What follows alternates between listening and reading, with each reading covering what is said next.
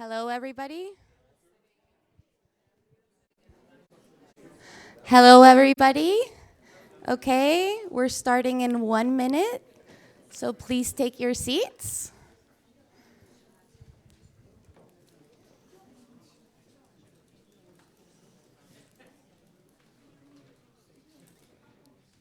Okay, let's start. Good morning to everybody. Hope you're enjoying our global conference. Day 2 is starting, and for those of you who don't know me, I'm Steph Delazar, GSTC's Communications Manager, and I'm here because I want to remind you of 2 things. Number 1, today's panels are being held in 3 different venues. If you're like me and get lost everywhere, don't worry, because Visit Sweden is going to be everywhere guiding us, so we're good. Everything is walking distance, and I have to remind you to please go to the sessions you already booked in advance. Okay, about lunch, important. Lunch is going to be held in the museum where your last session of the morning is in. So if your last session is here, you're going to have lunch here at the restaurant of this museum. Okay, another friendly reminder is if you're using social media, please use the hashtag GSTC2024Sweden. Remember, we have a lucky draw. The winner is going to get a free registration to one of our GSTC Nice trainings. So I invite you to post, tweet. I'll like everything and heart everything tonight. Another thing that I do not have to forget, I'm going to stop speaking now because I'm Spanish and I can keep speaking all day long. But I want to introduce you to Catherine Wasfield and Christina Gamster, head of the Department of Visitor Experience of these museums. They're going to talk a little bit about this nice museum, the history, and then we can start with the panel of accessibility and inclusion in tourism. So here you go. Okay. Thank you. Well, thank you very much. My name is Christina Gamstorp, and I'm heading the Department for Visitor Experience at this museum, the Museum of Ethnography here, the East Asian Antique Museum, and the Mediterranean Museum, which are 3 museums here in Stockholm, together with the 4th museum, the Museum of World Culture, based in Gothenburg. So it's wonderful, so wonderful to be able to welcome you all to Stockholm and to the Museum of how do I say it in English? Museum of Ethnography. And you represent, I heard, 50 different countries coming all the way to Stockholm to talk about sustainable tourism. In this museum, we have wonderful collections from so many different countries. So it's a really wonderful match to have all of you here in this wonderful, wonderful museum where right now we're showing a big exhibition called Viva Mexico about cultural heritage in Mexico. And I just really wanted to say a warm welcome, and I'm also just wanted to say that I'm also very proud that we have, as part of the discussion also in the conference, our restaurateur here at the museum, who's doing a lot of sustainable work in the food area, and that is also we are also very grateful for that. So I'm going to leave now the microphone to my long-time educator here at the museum, who will tell you a little bit more about the museum. So let me just extend my warmest welcome to all of you to the museum, and not just to this museum, but to all the other museums that you're also going to visit today and tomorrow. Welcome.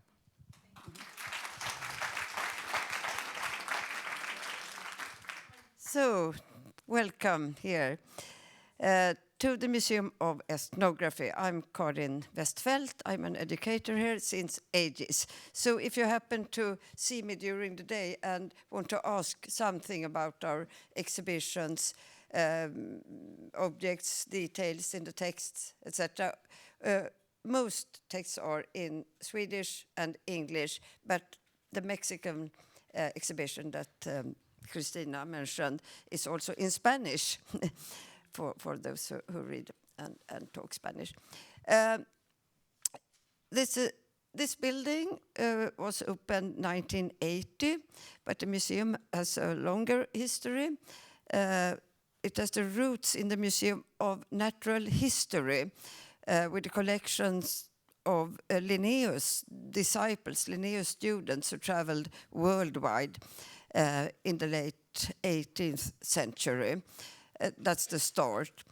And we have collections from all over the world except Europe, to keep it simple. We have in one exhibition some Sami objects now, because it would be very, very strange to have an exhibition about indigenous peoples of the Arctic and not mention the Sami people. But mostly from Africa, the Americas, Asia, Oceania. And you are free. I guess you have a very tight schedule, but you're, of course, very welcome to visit the exhibitions. And also our park with its biodiversity situated here in beautiful Djurgården.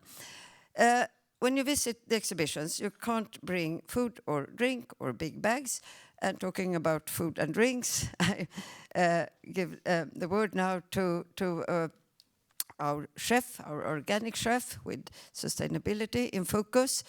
And she's going to tell you what you will eat and drink today, because she's behind everything. Thank you, Carl. That was really grateful words from you. But I have worked here since 19 years back. And I work together with sustainable farmers in Sweden who are growing biodynamic or organic. And I put the flavors from other countries, from Asia mostly. So today you will try biodynamic vegetables mixed up with Sri Lanka. So you will have grains, culture grains from biodynamic farmers, which we make a bread from, and then we fill it up with a lot of good stuff with Sri Lankan taste. And then the message for today is love. We need that. So on all the tub water, we have put love as a message for everybody. And I didn't find out how to do that. That was Masaru Emoto, the Japanese doctor. So on all the bottles you have love, and for each one of you, you have a love bottle with the purest water from the Nordics, Sweden. So I was nearly say, let's make love, but I say, we must make love.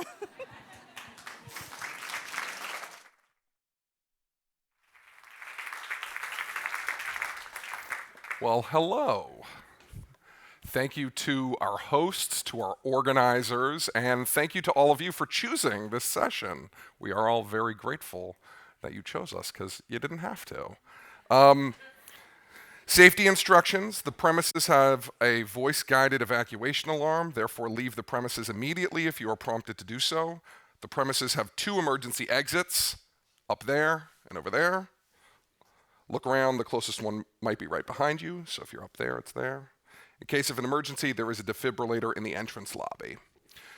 All right, so let's get to this. We have a wide array of folks from different backgrounds with different expertise. I'm going to kick things off.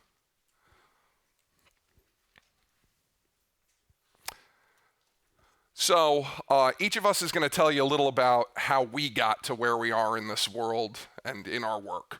So I'm a New Yorker. I was born in New York. I was raised outside of Seattle. I have 4 children. Beatrice is 11, Miles is 10, Noel is 8, Daphne is 6, almost 7. Neurodiversity is important because depending on where you are, when you're thinking about disability, accessibility, you're thinking about diversity, there's a lot of different meanings, there's a lot of different identities, and I have embraced what this is for me. So attention deficit disorder is what it stands for. It's not even a term that's in vogue anymore. Attention deficit hyperactivity disorder is what they usually use now. And I'll say that, no offense to the fine people of Sweden, I don't care about ABBA. I was at the ABBA Museum yesterday, and what did I do? I was the only person there after hours, walking through, listening to every audio guide, learning as much as possible so I could do my best if there was a quiz at the end of it. That's how my brain works. So I've been to over 70 countries. I've been to every country in Europe. That's why I put this picture as opposed to one of my Swedish ones. People are like, have you been to Andorra? Have you been to San Marino? Yes, I've been to all of those. Travel Unity is what I'm representing. We are an NGO. We started in 2016. Our focus is to make the world of travel welcoming to everyone, no matter who they are. We have an alliance which has a variety of different organizations, including educational institutions, DMOs, etc. We have 3 levels of individual DEI certification, 4 levels of organizational DEI certification, and Randy mentioned that we built the Applied DEI course for GSTC. To orient ourselves, the work we're going to be talking about today is the people side of sustainability. What does all of this mean with diversity, equity, and inclusion? The goal is belonging. How do we make sure that people feel like they belong? We'll start with the idea of travelers, but from the perspective of Travel Unity, we're also talking about community as well as your workforce. So, as we talk about where we're all coming from here, what does it mean to be part of a marginalized group? What are the concerns you might have? Well, if you're of a different skin color than that of the people, the majority of a place, you might be seen as somebody who is not to be trusted. And people might follow you or watch you while you're at a gift shop or in a museum. Doesn't feel good. If you're in a same-sex relationship, if a hotel assumes that you're friends or relatives and you want 2 different beds, but you want to sleep with your partner in the same bed, that doesn't feel good. If you have a disability and you can't access a place or you can't have the same experiences as somebody else, that doesn't feel good. You don't feel like you belong then. And then meals, whether it's dietary restrictions due to health, religious reasons, or just preference, there's a lot of different ways that you might not be able to find the food you need. And that's not going to make you feel good in your travels. For us, when you're looking at all the different aspects of identity, you can't be perfect. It's about growth. It's about progress. And that being said, saying you care about this work, just like all of the general work you do around sustainability, you can't just say that you care, you have to do something. Progress, however small, however little, it needs to keep going. There's 2 halves to this work. One is understanding where people are coming from. The other is implementing the processes to make them actually happen. I can tell you I care about you. I can tell you I care about your needs. But if I don't have a process in place to actually implement, then what's the difference? Then you're just hearing me talk. Travel Unity has publicly available DEI standards. There is alignment with GSTC and the SDGs. We have 2 sets of standards. I mentioned this before. We have 3 pillars: leadership and workforce, community, and travelers. These are our organizational standards. We also have special events and sports standards. These are for conferences and trade shows, festivals, and sporting events. The first step is to go, why does this event exist? And then how do you do right by all the different kinds of people who might be a part of that event? The last thing is, I'll give you a few tips.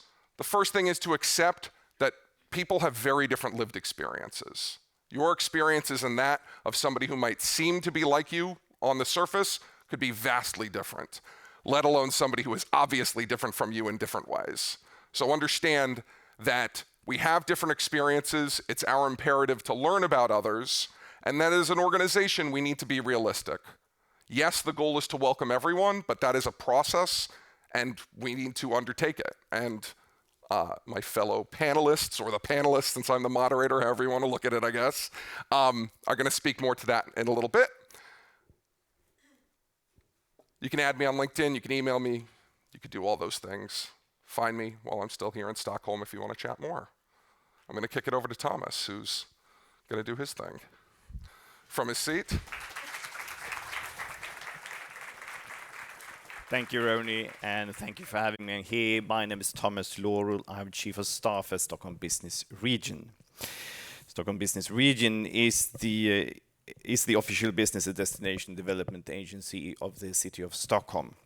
And our responsibility lies in the international promoting and strategic development of the city, aiming to make Stockholm an attractive and a sustainable destination for businesses, international investments, and travelers and talents. So it's a quite broad group. I'm asked to talk about why the municipality finds the tourist industry so important for sustainable development of the society. And I'm going to give you some examples later on during the speech. Oh, sorry, I thought that was the picture. This is the organization from the Stockholm Business Region.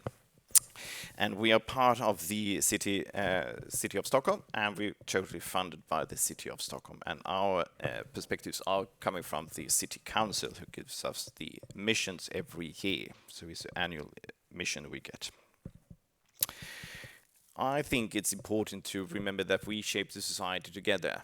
This has been my driving force for the last 15 years when I've been working with the tourist industry to improve the conditions for that one. Prior to that, I worked for quite several years for advocacy for the same-sex marriage act of law in Sweden. And when that was put forward, I moved to the tourist industry instead. I've been working with the conditions for this industry for 15 years, and I can see as the role has evolved significantly over the time, and it's increasingly recognized as a vital sector for enhancing attractiveness, positioning Sweden internationally, and in creating inclusive communities with opportunity for all, as Mr. Reinfeldt talked about yesterday. I can take pride in also to see that Stockholm is at the forefront of utilizing of tourism industry as a tool for developing the city into attractive, inclusive, and dynamic place. And it is really important to remember that it has changed over the years. I can see a huge difference between the national level and the local level, the municipality level. The municipality level is in the forefront of this, utilizing the tourist industry as a tool. I can't really see that we have had that knowledge on the national level yet, but it's changing there, and that's my perspective. Here are some examples of how we are using tourist industry and events to develop the tourist industry and also to develop the society. On your left-hand side, you have the project Hand the Ball. Hand the Ball was part of the Handball World Cup here in Sweden. We held that competition in 2023. And we saw quite big problem with people and especially young people who couldn't relate or rely on the society. And we saw that one way to do that was, and to get them near the society and then to the community, was to use the handball games as a tool. So we sent out the different persons and then different players to meet the youngsters, and we met 3,500 of them, and could by that also give them an entrance to the handball area, and also to start to rely on what the community do and does think about their situation, and had a good dialogue with their parents and to get them to rely on the community.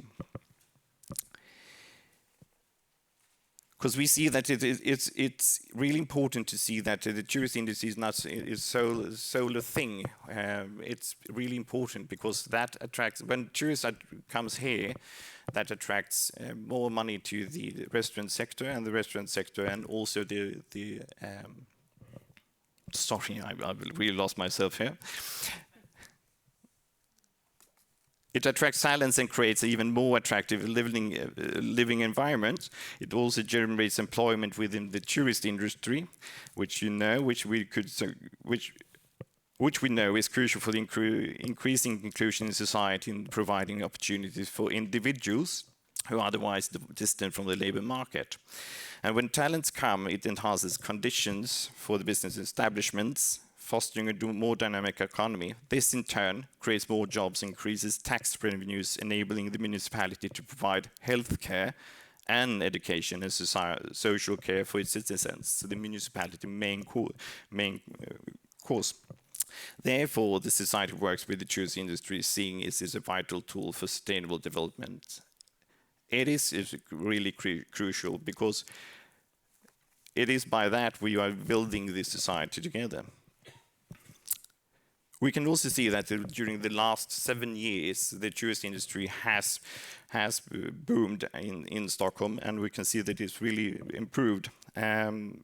The number of employed persons within the sector grew by 7.2% during this period, where the employment increased only by 5.5% in the rest of the sector. So working inclusively means broadening target and customer groups, and we know that it's really important also for people and especially people and children who are in families with scarce resources. We can see that the child poverty during this time also has decreased from 14% to 12%, and it's really important.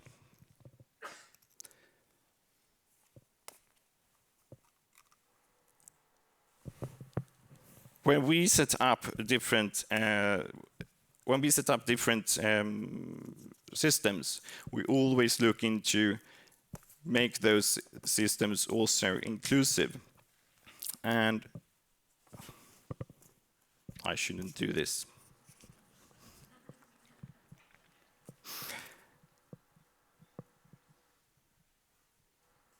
There you are. It should be the inclusive. We see the value in complementing the efforts from the municipality to other sectors, maximizing benefits and avoid unnecessary competition. Therefore, we always prioritize initiatives that benefit underrepresented groups, for example, women in suburbs and young men, to create more equitable and sustainable tourist sector. For instance, you can see here the initiative Startup Stockholm and Scale Up Stockholm, focusing on underrepresented groups, such as women in the outskirts and other specific demographics. The program includes business and startups in the tourist industry, which, along with the startup ecosystem, are among the 2 priority sectors within the Stockholm business region's work. Tourism does not only bring economic benefits, but also a significant social impact. Through our efforts, we have identified that tourism plays a crucial role in creating job and economic support for people, especially those distant from the labor market. Additionally, we have found that tourism has the potential to reduce social disparities by providing employment and opportunities for individuals in distant areas. This industry builds the tomorrow's society already today, and I have already exceeded my time, and I will thank you for listening. Thank you. Thank you. Martin, you have a clicker? I've only got one slide, I think. Oh, yeah, that's true. Yeah, he click it doesn't up. even need it. I've got 5 minutes, so I've got one slide, and I don't even remember what's on it. even pick that. So first of all, May has very briefly, Martin Heng, born in the UK, left England and spent the next 10 years traveling in Asia and Central America mainly. Migrated to Australia, where I started working for Lonely Planet. I worked for Lonely Planet for 20 years. 8 of those years I was editorial manager, which meant I was in charge of all the print production of all books, so quite a large position. 2010 I broke my neck, became a quadriplegic, after which I became accessible travel manager and editorial advisor for Lonely Planet, and a position I held for 7 years until they closed the doors in 2020 at the beginning of the pandemic. After that, I started consulting in the field in accessible tourism. I've worked with GSTC. I've worked with Tourism Australia quite a lot, and I've also done a major project for APEC. That's enough about me, because I want to say, the first thing I want to say, it's not something you often hear men say. It's not all about me. So The international symbol of access is as you all know, a white wheelchair on a blue background. That has served the disability communities very badly because it's not all about me. The Visit England have done a survey, many other surveys have confirmed this. I, in a wheelchair, represent 6% of the disabled travelling population. There are 47% of travellers with long-term illness. The UK government estimates that of the 20% of disabled people, 80% of those people have hidden disabilities. So the first thing I want to say is it's not all about wheelchairs. It's about so many other forms of disability, cognitive, vision, hearing, and other long-term illnesses, particularly things like neurodiversity, autism, and then you get to the other age, dementia, for example. So really, first thing is not all about me, not all about wheelchairs. Now, what do we have? I can't actually see. What does the first thing say? Size. So the size of the market, it's a huge market. The Open Doors organization estimates it at $60 billion US. The UK Visit England estimates it at 15.3 billion pounds. That's 20% of the 20% of the market. Australia, $15 billion, also 20% of the market. It's a huge market. People with disabilities travel, and they travel often. MMGY Global reckon that travelers with disabilities mobility impairments alone spent $60 billion in a year, and spent $3,500 per trip. That's the size of the market. Next up is growth. A lot to say about this. All I can say is the world's populations are aging. By 2050, there will be 2 billion people over 60. When people retire, 40% of people retire with an acquired disability. By 70 years old, 70% of people will have acquired some sort of access need. This market is huge, and it is growing and growing, and will continue to grow. This is where sustainability intersects with accessibility. If you want your business to be sustainable, your tourism business or your destination to be sustainable into the future, you will need to cater to this aging demographic. The baby boomer generation already is in control of 60% of the world's wealth and 40% of the world's spending. This also will increase. The baby boomer generation is not intent on handing its wealth over to its children. It's intent on spending that money. We have earned our retirement, and we will enjoy our retirement. They go on 4 trips a year on average. Next is lifetime value. People with disability are so often disappointed that once they find somewhere that caters to their needs, they will go back. So 50% of people with disability or access needs, 50% of people over 65, and 50% of people travelling with children are completely likely to go back to the place they found that catered to their needs. Another 30% are very likely, so that's 80% of people will get return business. Next is fit. Does it fit with your brand? I assume, since you're all here and part of the GSTC, that you have some sort of a social conscience to your. It will fit with your brand. Also, it will attract not only more customers by catering to this market, you will also attract a lot more. You'll be a lot more attractive to millennials and Gen Z, who are looking for companies to work for who exhibit some sort of a social conscience. So it will definitely benefit your brand in terms of not only customers but also the workforce. Uncontested. This is at the moment we are finding that less than 10% of businesses will cater adequately to the market. At the moment, this is an uncontested space. This is the time to get into it. It will become less contested as time goes by. And motivating, and again, this goes back to what many studies have found, that businesses that show a social conscience will not only attract more staff, but their staff will be more motivated to perform better for their employer. That's in a nutshell. If you want to know more, please connect with me on LinkedIn, grab a business card. I would love to say more. We only have 5 minutes.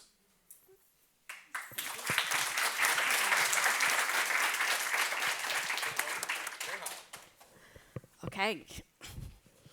I like to stand up while presenting. I just feel very awkward sitting. So hello everyone, I'm Neha Arora. I'm the founder of Planet Abled, a company which promotes inclusive travel for travelers with all types of disabilities globally.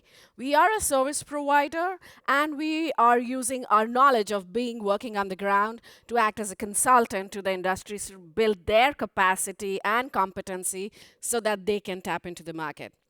Now, getting into why I do what I do, well, these are my parents. I was born to them. My dad is blind, and mother is a wheelchair user. So I just come with 40 years of experience, that's my age, of working in accessibility. And my father also has a hearing impairment and cognitive loss due to age. I myself have a handful of invisible disabilities. So my brain is kind of wired to never think in one dimension when anyone asks, which destination is most accessible for travelers with disabilities? Sorry, there's no black and white answer, and it's pretty complicated.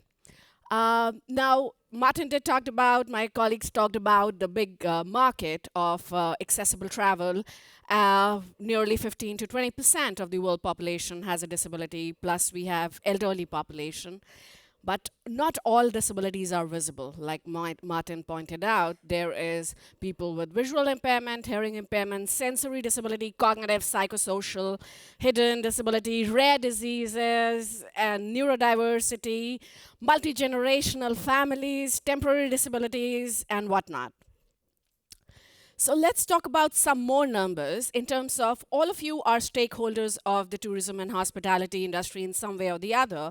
How big is the market?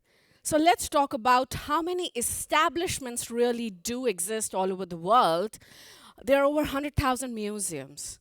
There are over 15 million food establishments. There are over 700,000 hotels having 16 million plus rooms. And yes, there are a few million of Airbnb listings as well, and innumerable spaces which are public. 68% of all the transactions are done online when anyone is buying travel. And nearly 50% of these digital sales are via mobile app. Why I'm giving you these numbers is because less than 5% of all of this is accessible for travelers with disabilities. And even if someone claims that we are accessible, they are most probably talking about wheelchair accessibility. People haven't gone beyond that. What about digital accessibility of the online portals? We are not talking about the information that is available in an accessible format. How do you think a blind person would access the fancy travel videos that you create every day? How do you think the fancy voiceover videos and travel content that is being created every day, which does not have captions, or which has sounds and lights which might trigger people with sensory disabilities? So there's a huge wide gap, and it's all up for grabs. So here is a high-performance assessment we did last year at the United Nations Vienna, where we got together people from the industry, from developed countries and from emerging countries, because most of the time when you see anything happening across the world, it is almost always a developed nation outlook, and majority of disabled people actually live in emerging countries. So what we found was that there is a huge wide gap what an establishment or a service provider considers to be accessible. We are doing everything, we are complying with everything, and what the expectation of a disabled traveler is, there is a huge wide gap. So the green dots are the tourism providers, and the purple dots are the disabled travelers. So you can see there is a huge wide gap out there. Also, we have to look at the journey of a traveler. The journey of a traveler does not start when they are at a destination traveling. It starts when they started thinking, oh, I think I should go for a holiday. It starts from there. And that journey has to be at all touch point, has to be accessible for all types of travelers. So if they are thinking of traveling, are they finding the right travel content to make an informed decision? Is the online portal or the travel agent they're reaching out to is equipped or competent enough to cater to their needs in a way? And are they easily able to book it? Now, this is the second phase when they are traveling. Like, are their interests being met, or are their accessibility needs being taken care of? And when they are traveling, how the challenges are being overcome to make their whole travel journey seamless and accessible? And when they go back, is there a proper feedback loop in terms of how inclusive it was, and whether it was a good holiday or it was not a good holiday? What does an accessible experience looks like, whether you are a museum or a service provider or a hotel? So there has to be trained and sensitized professionals at every step of the way. Accessible communication, like what if a deaf person comes to this museum? Are they able to access the same storytelling that a hearing person is having access to? Assistive technology integration. I mean, is a blind person, when they're coming into this very museum for that matter, are they able to access the museum by themselves independently through indoor navigation assistive technologies? Information in accessible formats, like when you are looking at simple language, for that matter, people with learning disabilities, or people who have autism who need more pictorial representation of content, are we talking, like in the industry, about that? Are we creating that kind of content? And of course, the most important, the human accessibility. Is there a human aspect related to, is the workforce trained and sensitive and empathetic enough when they come in contact with a visitor with any type of disability? So this is an ideal version of inclusive travel. What it looks like, it has to be seamless, it has to be adaptive, and it has to deliver a quality experience which is affordable, which is equitable in terms of what is being provided. Not that there's a disability tax we often talk about in the disability circles that a disabled person always has to pay more. Yes, traveling with a disability is expensive. So, and based on real-time data points in terms of information about accessibility, there is not enough information online. Like, you as a non-disabled traveler can just go online and find the information, book it, and you're good to go. Hop on a plane. Can a disabled traveler do that? No. Can we build a world or a future where they can do that? Yes. How can you take that journey? Sorry, I know I've run out of time, but this is the last slide.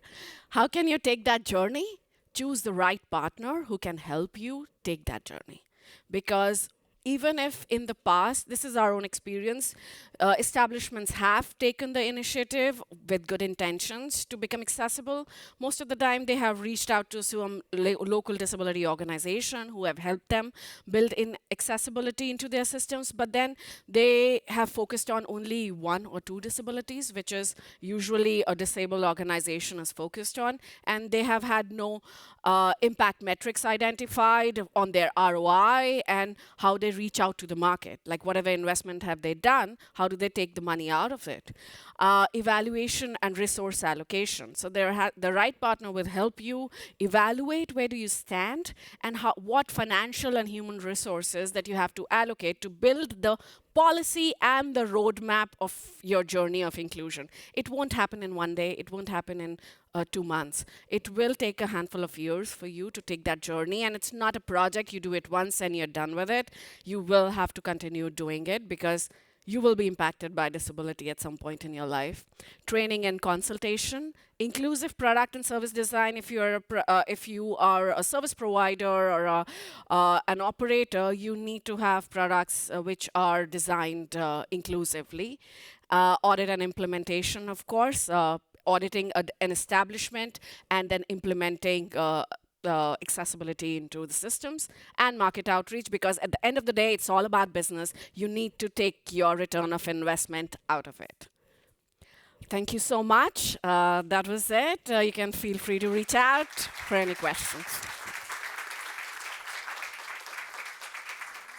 Oh, okay, thank you. I also have to get up because I can't see that from there where I'm sitting. Yes, hello. Yeah, hi. It's nice to see everybody here early in the morning in the Etnografiska Museum, and I'm a social anthropologist, so I really like that I'm presenting today, and I'm here at this museum especially. Yeah, you told me to talk a little bit about where I'm coming from.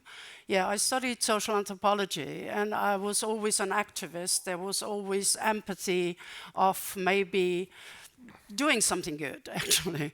And I'm a proud board member of GSTC because I really believe that these tools are the best tools that exist. And I'm a board member of the Roundtable for Human Rights and Tourism, where we were with ITB co-founder. And this is also a very important hub, I think. And yeah, my new job is being head of international business relations with queer destinations. I'll talk about that later. And yeah, for most of my life, I was actually the commissioner for ITB Berlin, the trade show, the big one in Berlin. And we had always, when we created this corporate social responsibility, because when I started, it wasn't there, we said, what can we do to bring really sustainable thinking and sustainable practices into mainstream tourism? That was always the goal. And so we try to do it. How can you do it? First, educating. We have a huge platform. We could use this international huge platform really to educate in the ITB convention, but also on other stages all around and side events at ITB. New segments. Yeah, we created the LGBTQ plus segment. No, it was there, but it was in a corner. It was not out of the closet. And we really made it an equal segment like best ager or adventure travel. And this was very important for the industry to be out and seen. And yeah, medical health tourism, which is also, you can look at it from a sustainable point of view, or you can look at it from just a normal business point of view. So it was important to include that too. New awards, Gender Equality Award, celebrating her social entrepreneurship in tourism, LGBT Pioneer Award, networking. So I really believe in networking. We do our responsible tourism networking since many years at ITB. We Studienkreis to do, UNWTO, WTTC, name them all. And we cooperate. We cooperate with the German Tourism Board for the Accessible Tourism Day, cooperate with Green Destinations, IGLTA, which is International Gay and Lesbian Travel Association, PATA, ATTA, GIZ, IPT. It's really all of them who are really trying to do something for sustainability and inclusion. So, and speaking up at international conferences, I think this is also very important. The green button should. Yeah, I do.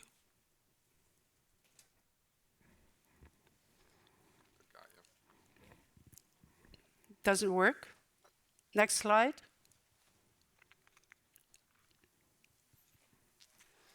Well, I can try to. They're working on it. Yeah, what does being responsible really mean? It means that you are actively committed to tourism's responsibility to the society as a whole. That's the holistic approach. And to advocate tourism developments which really foster human dignity, security, and justice. And that means for all participants. And my vision has always been to, is it there? No. My vision has always, has always been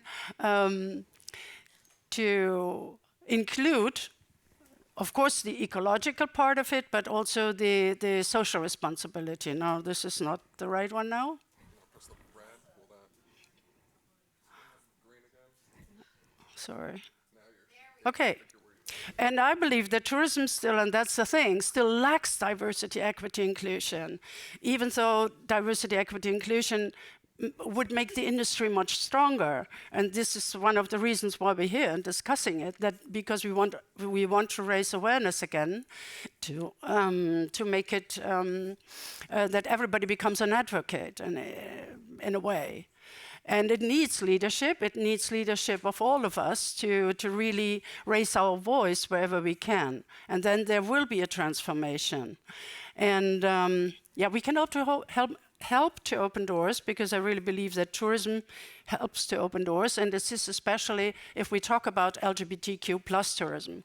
And I'm here today to put a little emphasis also on that segment.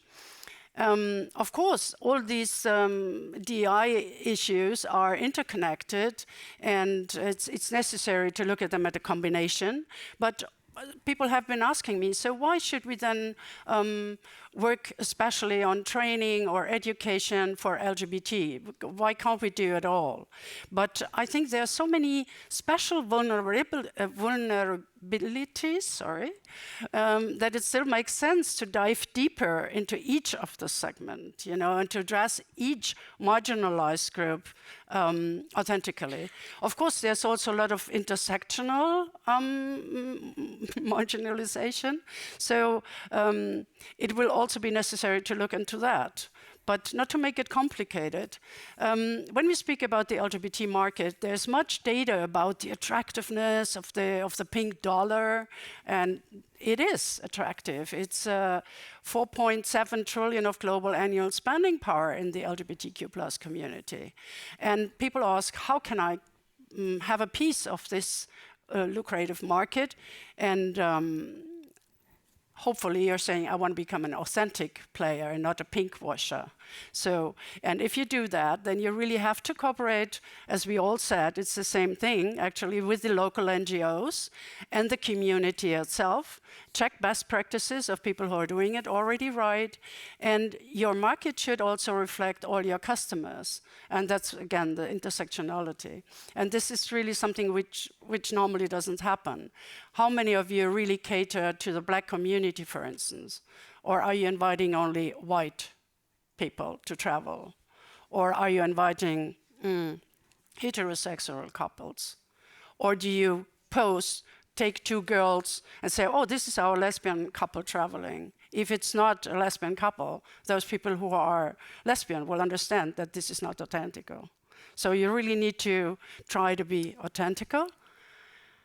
And don't forget your own backyard, diversify your own workforce, create a workplace free of any type of harassment and discrimination. And we talked about the new generation. They think queer, if we can speak now about LGBT tourism. It's not anymore like gay white men want to travel with other gay white men. It was necessary at some point of the liberation movement, but we are far beyond that. And right now, the new generation, Gen Z and everybody else, thinks queer, doesn't. So we have to change the whole narrative about what LGBT tourism is, I think. So, and I think training is really key. What does LGBT friendly really mean? It just means the same courteous, respectful treatment as for every other guest, to feel accepted and comfortable and welcomed. You don't need to be extra pampered.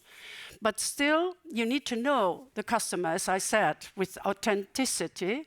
And then this is where you really have to develop the right products and services. You need to invest in education and strategy, because there's a huge potential. So first, commit yourself. This is the first thing. Then learn, but also make your staff learn, and go for a strategy. And this is what I'm doing now with Queer Destinations, because it was founded by activists. It's not, it's a startup. We didn't start like, how can we make money, but really, how can we really help to do training for the tourism industry if they want to work in the LGBT community. And this is really, it's very necessary to do comprehensive sensitizing and awareness raising. And the mission is always, as for all of us, to create a safe and inclusive space for the community where all individuals feel respected. So, yeah, and sometimes the staff of a hotel or of a, even in the tourism and the tourism board or whatever, they feel very unsettled because they don't know if you are not gay or so, you don't know and you don't have gay friends who have told you, you wouldn't know how to do it.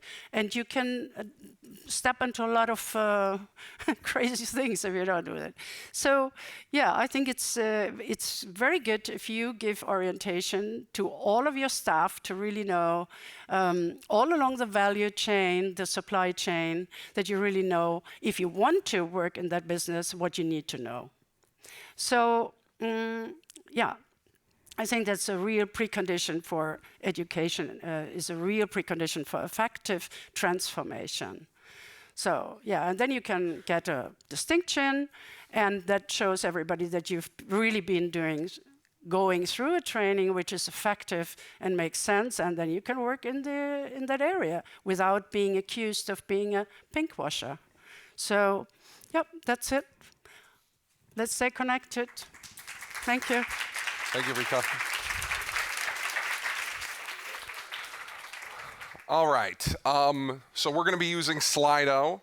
So I'll say two things. One, go to slido.com. You don't need the QR code. You just type in GSTC 2024 Sweden. And I would ask, is there somebody from GSTC who, if somebody's having difficulty, they can raise a hand and somebody can come out? Steph. So, Steph, if you want to look around, if anybody's having any difficulty, just wave down Steph and she can help you. I'll be here. Oh, and we've got it up there. Cool. And we've got stuff already. Nice. All right. I'll look at these in a sec. Thomas, when it comes to accessibility and LGBTQ travelers in particular, what's Stockholm doing to make sure in specific ways those travelers feel welcome and that they're having the experiences that they're looking for? First of all, we're building experience and then also knowledge among the different premises here in Stockholm about the LGBT community. And we have close cooperation with the community when we are putting forward pictures and also what we are talking about Stockholm. So we have a quite close cooperation with the community here. Cool. Thank you very much. Rika, you mentioned IGLTA. I would advise if anybody is interested in the LGBTQ plus world, Osaka is the next place. So whether you're close to Japan, in Japan, or want an excuse to go to Japan, I would consider IGLTA. Rika, you gave a kind of overview and you mentioned how it's more than just kind of gay white men. Can you give us a little more kind of texture as to what LGBTQ plus means in 2024 and going forward? Yeah. And the intersectional piece as well, if you can kind of talk a little more what that meant. Yeah, maybe to understand. It's it stands also for everybody who doesn't feel like heterosexual in just normal way. So, and there are many people. There are trans people. There are intersectional people. There are young people who just want to be fluently what they are. So this is mainly so what you're feeling, and you would just want to be who you feel you are. And this is the most complicated thing sometimes because people don't accept that you are this person. Say, but you can't be like you can't be a woman when you look like a man. This is normalized. That's everybody thinks so. But even so, you might be a man, but you might love men, and you might not be queer. You might not be homosexual. So I can't go into all these details, but sure. The spectrum is there's a huge spectrum, and there was no voice for that spectrum, and for many, many years. And I think the time has really come where we must accept that some people say, oh, it's so complicated, LGBTQ plus, so many, but the thing is, that's why we put the plus at the end, because there were so many people lining up to say, but we also exist. We are different again in a way. But yes, you can. You can be whatever you are, and you have the right to be whoever you are. And you have the right to travel as whoever you are. And that doesn't put like huge emphasis on you. As I said, it doesn't need to pamper anybody, but just it's human rights in the end of the day. Thank you, Rika. I had the pleasure of co-leading, with Martin probably doing a bit more of the leading, of a 2-day workshop. No, it's fine. It's good. It's good. My point being, people wanted to hear from you during that workshop about your experiences, both good and bad. And while we can't do 2 days of that right now, if you could explain kind of the best and worst of your experiences as a wheelchair user just a little bit more. Yeah, can I actually hijack this and just make 2 or 3 points that I didn't make earlier? Yeah. First is, if you don't cater to me, then it's not just my business you're losing. I travel with my family. You're losing the business of 5 people. I walk down the road with 4 of my friends, and I pass restaurant after restaurant after restaurant with 1 step in. You're losing the business of not 1 person, but 4 people. That's the multiplier effect. And whenever the multiplier effect is usually between 2 and 3, information is a bigger barrier than physical barriers for most people. And Neha alluded to this. Information is crucial. People with disability, 9 out of 10 people with disability or access needs won't go to a place unless they know their accessibility will be guaranteed. And the third thing, I guess, is don't think it's about them. It's all, we're helping them. It's all about all of us. Greg van der Heyden was the architect of the first web accessibility guidelines. He said, we will all develop disabilities eventually unless we die first. It's about all of us. It's about you, it's about your parents and your grandparents. As for your question, good and bad experiences. You can't necessarily judge by how developed a country is, whether you're going to have a good or bad experience. It's a lot of it is about attitude, as Neha said.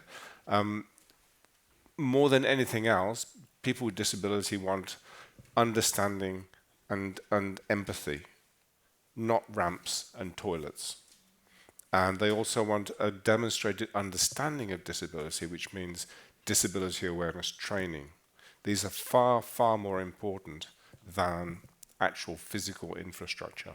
And that's what I found in all my travels, whether it be in India or whether it be in Sweden.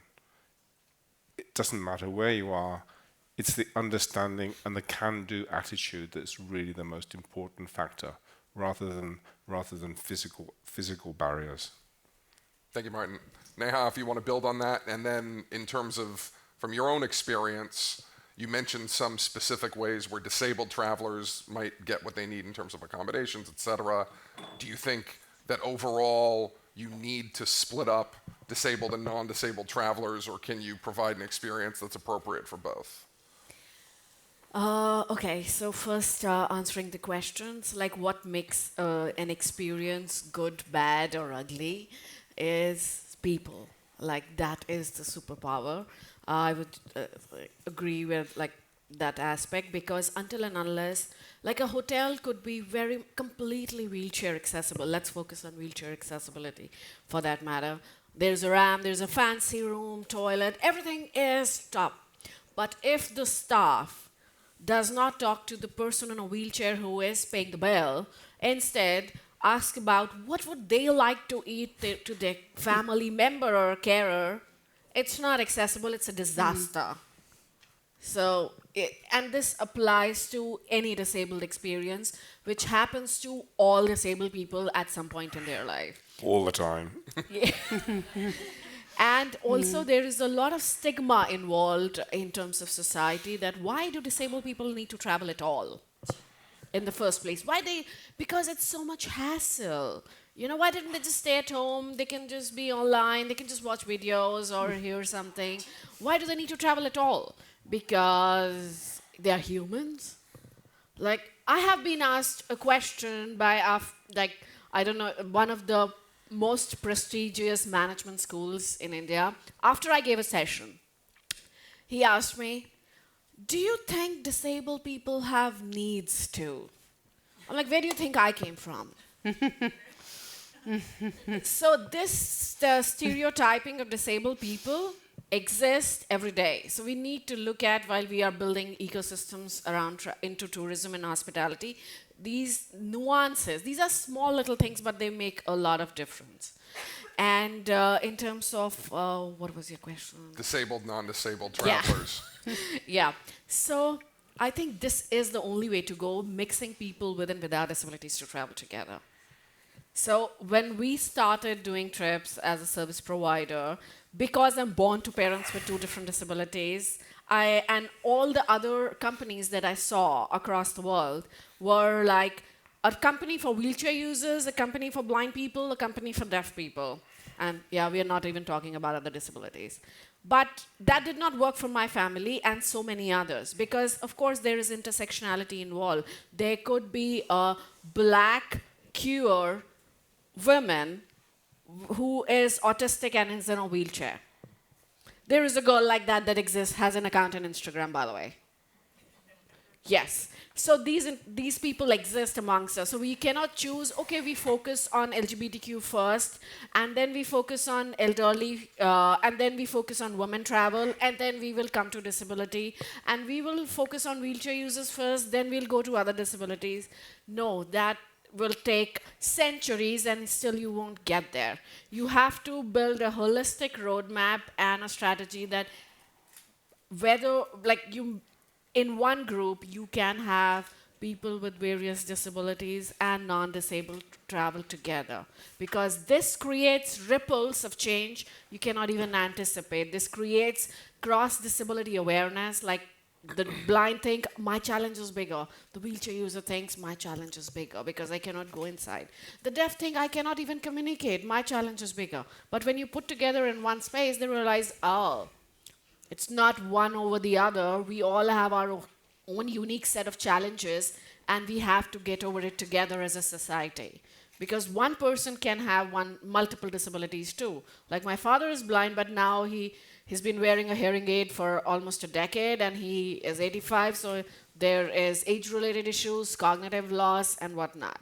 So you will arrive there, like Martin said, you will be disabled at some point in your life, and you have to build a society that is ready for it. So then we cannot choose one disability, it has to be together. Thank you, Neha. All right, we're going to get to Slido questions now. I will ask the panelists. We've got about 13 minutes or so left. So if you have a thought, definitely feel free, but don't feel like you have to have all of you to answer every question so we can get to as many questions as possible.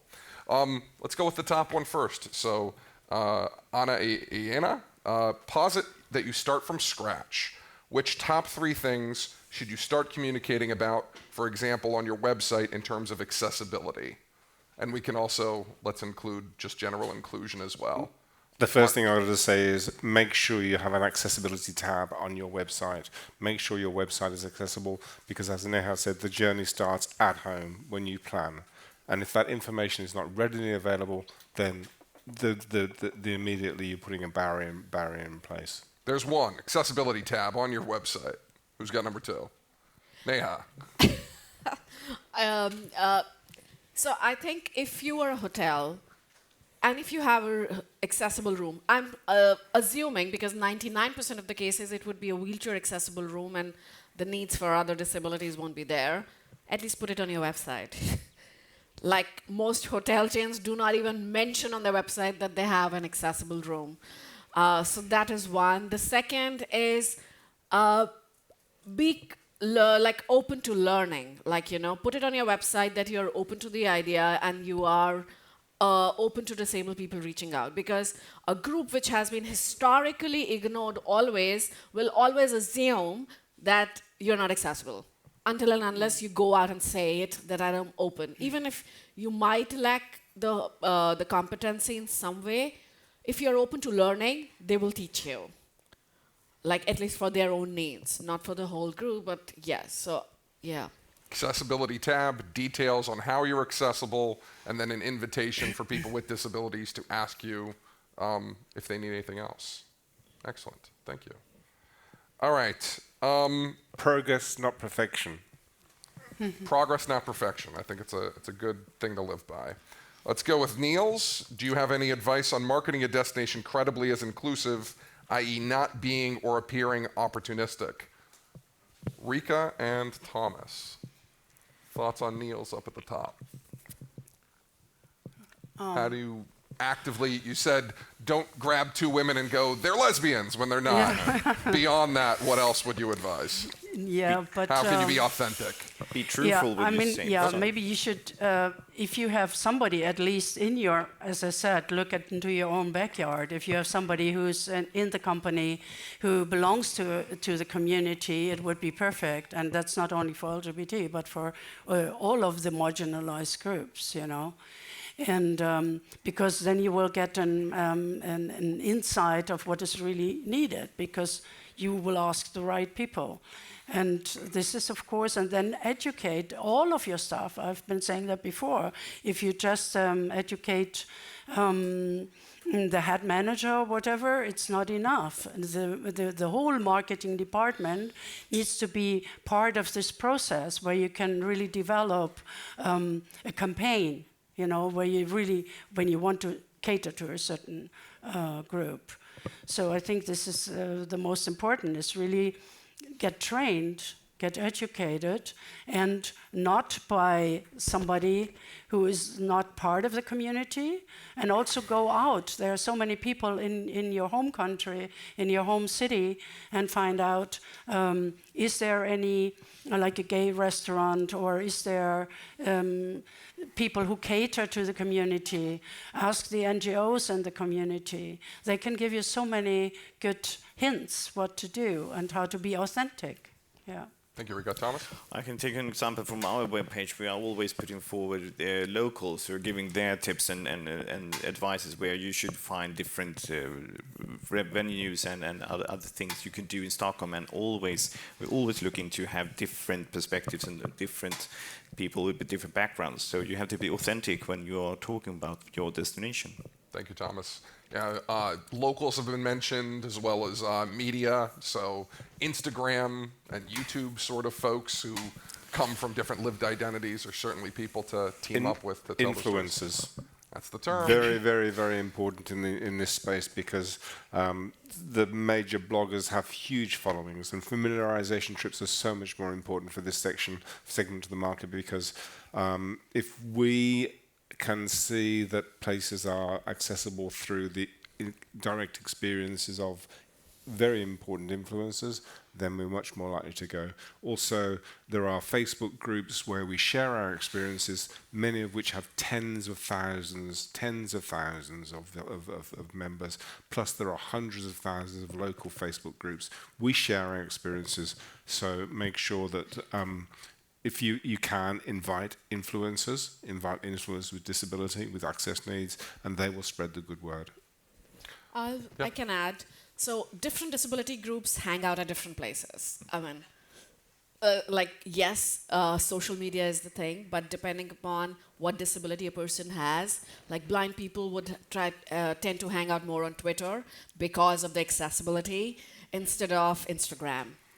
And like people who are have a mobility impairment or are autistic or deaf, they would use Instagram more. And of course, wheelchair users and the elderly will use Facebook more. And you need to make sure in marketing collateral as well that it's accessible. The travel content that you are creating, the fancy videos you're creating, make sure it has audio descriptions, make sure it has captions, and make sure anything if there is to read, it is in simple language available too. So if you're marketing, have an inclusive marketing strategy as well, so that you are able to reach out all the diverse set of groups. I'm going to ask two more questions, and then we'll get to some last thoughts. So we've stipulated the people in terms of the employees being caring, open, welcoming, friendly, all of that is best. But when it comes to built environment, you might have people go, it's an old building, there's no elevator or lift, etc. So on the built environment side, in whatever sectors you want to choose, what are some easier, cheap, no-cost sorts of things that people might not be thinking of where they can help make a space, a built environment, more accessible? don't think only about wheelchair users. So Yep.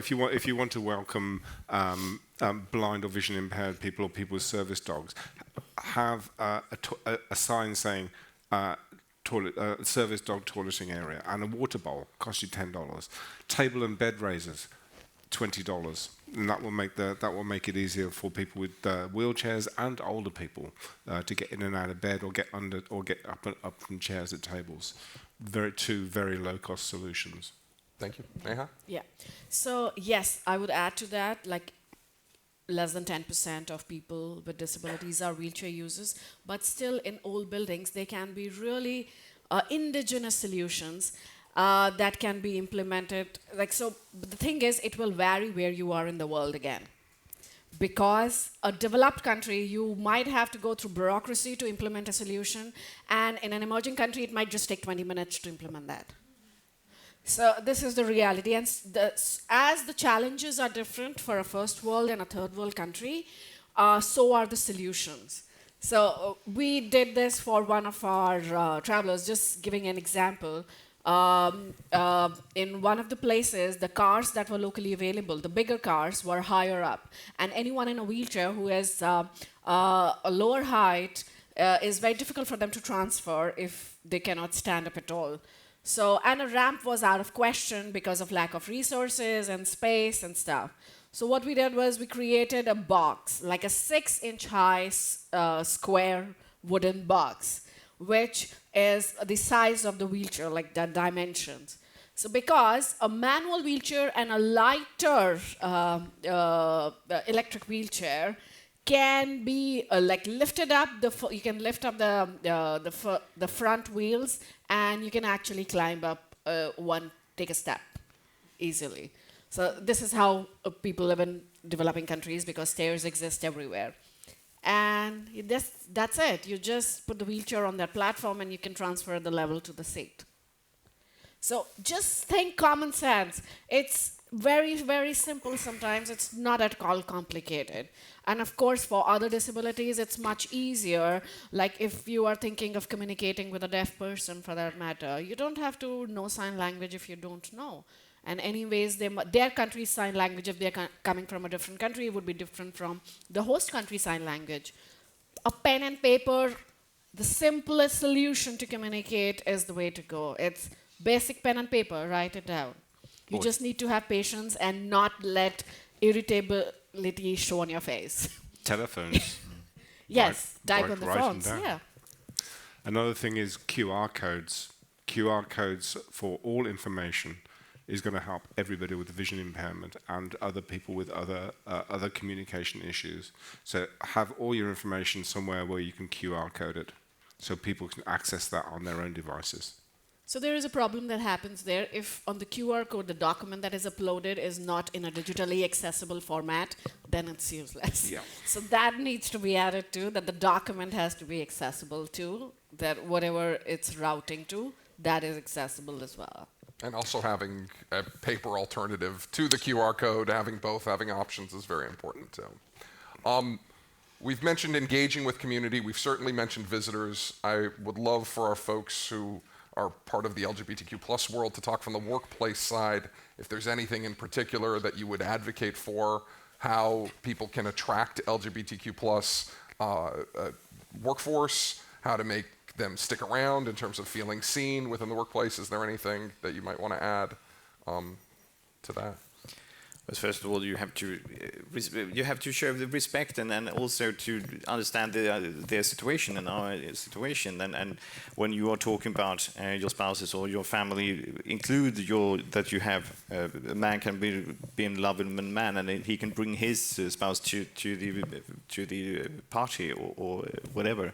And we do have legislations here in Sweden that's quite aggressive in these fields, and it's about education. You have to educate your management and also your staff about these situations, and get them to understand the situation. What they do has an effect on other people.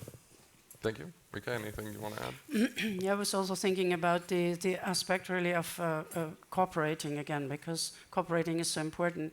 So for instance, not only talking about LGBT, but persons of color, who are still very much discriminated also in the tourism world. So there is this, the Black Travel Alliance, or such very nice initiatives where you can really try to find the right people when you really want to cater to a certain community.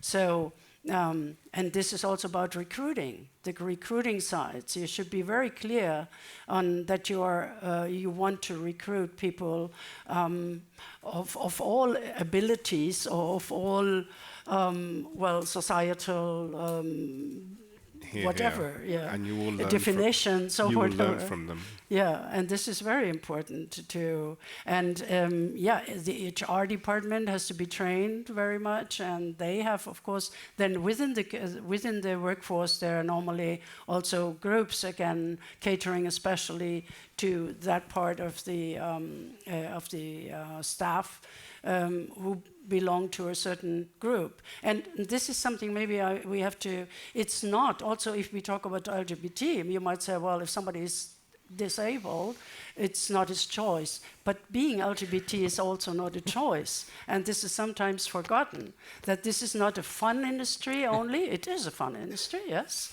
But it's not only a fun industry, and people are not gay just to be something special. And this is sometimes forgotten. This is also an issue of human rights. And sometimes if people are so gay and having just fun, like you say, the influencers, this is because of all the pain which is behind it, because of the discrimination which has been felt. And and this differs so much in different parts of the world. It might not really be a problem if you were born in Sweden or in Germany, but it's a problem if you were born in Uganda, for instance. You can be killed. There is death penalty. And it's a problem also if you're in a Mediterranean state where there are a lot of prejudices still, even though the society is progressive. But this is also why we need leadership. So, for instance, Greece is also quite a still conservative society in some parts of Greece. But with the legalization now of gay marriage, it has become. There is a sign, there's a strong signal that we want to change society. We want a transformation, and the tourism ministry and the private and public entities are supporting it. And so I think we can do something through tourism. We can open doors. We're over time. I want to give one last word to each of you. Inspirational or practical, a sentence or two max. Thomas, we'll go down the line. Let's take that one again. Whether inspirational or practical, final words. Inspirational. Well, no. I mean, give them inspiration. Like, inspire them. Yeah. We can build this society together with building inclusive from the beginning, and also by educating people. And I think we are on a good way to do that. And this community here is one way to building knowledge about different aspects and different disabilities, so we can improve our businesses. And I think we are on a good path, but it's a long way. And the tourism industry is so important to build this inclusive society. But we are a good tool, as we have been talking about, and if we do that in a proper way, I think we could build a better future for us already today. Thank you, Thomas. Neha. I think everyone should focus on inclusive tourism, because if you want to build a future which is for everyone, because you will be impacted by disability in one way or the other, whether it could be an accident, a medical condition, a newborn, age, or any other incident in your life. It could be temporary disability or a medical condition like cancer or anything. You will be impacted by disability in form of the other, and you do not want to be in a place where then you start working on accessibility and inclusion. You want to build a future which is already by design inclusive of everyone. And wire your brain to think about everyone, think, who are we excluding while we are running this business or organization, and make sure you don't exclude them. Rika, quick. Yeah, compassion. I mean, real compassion, true compassion, and the spirit of using tourism as a force for good. Thank you. And Martin, final words. Okay. Empathy, not sympathy. With 20% of the world's population having a disability, why would you not want to cater to that 100% of the market rather than 80% of the market? And thirdly, people with disability, people and seniors, they travel in shoulder seasons and off seasons. Why not extend your peak season and boost your business in your off season by catering to this market? Thank you. Thank you.